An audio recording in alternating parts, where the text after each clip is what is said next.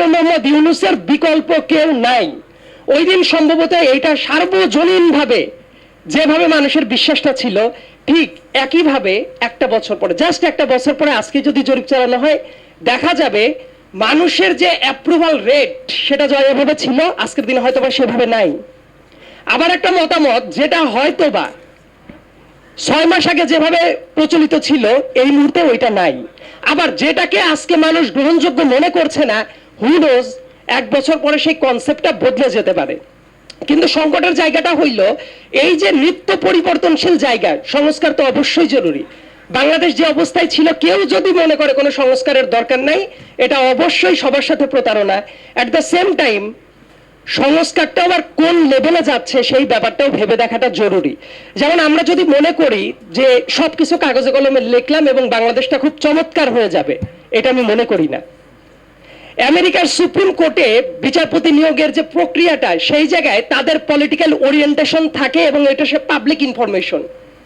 সবাই জানে যে উনি রিপাবলিকান মতাদর্শী নাকি ডেমোক্রেট মতাদর্শী।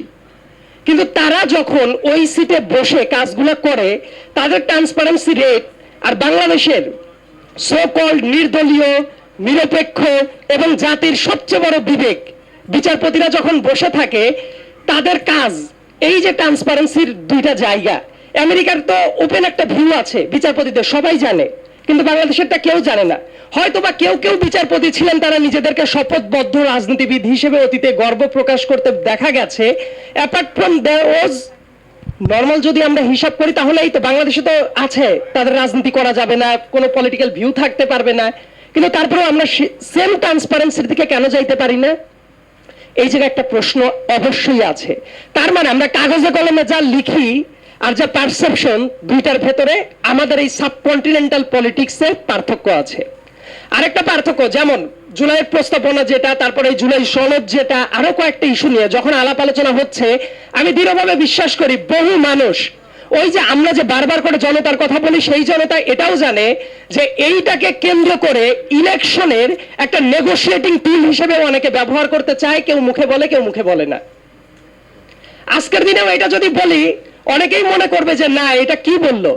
কিন্তু প্র্যাকটিক্যাল গ্রাউন্ডটা হলো এই ইনস্ট্রুমেন্টগুলো তো বটেই, কিন্তু এই ইনস্ট্রুমেন্টগুলোর বাইরে এই ইনস্ট্রুমেন্টের ভিত্তিতে একটা রাজনীতি আছে, যে অনেকে মুখ দিয়ে স্বীকার করবে না। কিন্তু এই ইনস্ট্রুমেন্টগুলোর ভিত্তিতে এই জায়গায় একটা সিটের দর কষাকষি বা বিভিন্ন ইস্যু আসতেও পারে।